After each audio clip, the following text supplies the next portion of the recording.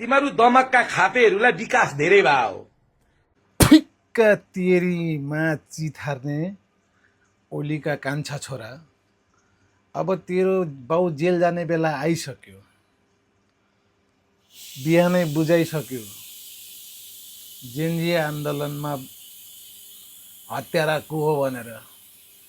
अब त पनि तेरो जेठो दाई महेश बस्नेत पनि जेल जान रेडी भएर बस। भतुवाहरू, तिमीहरू देशद्रोहीहरू, आज तिमीहरू नेपाली जनतालाई गाली गर्दै हिँडेका छौ। तिमीहरूको कुकर्मले हारेका हुन् यिनीहरू। तिमीहरूले तिम्रो बाउलाई शिरमा राख्न पर्ने,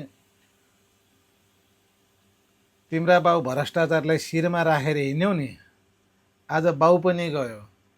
भोलि तिमीहरू महेश बस्नेत र त भतुवा त तेरीमा चिथार्ने त पनि जान्छस्। अब यति कुरा ध्यान दिएर बस।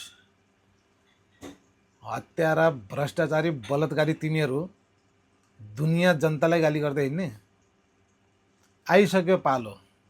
तेरो बाउ अबको 72 घन्टाभित्र जेल जाँदैछ। लेखेर राख जाँठा।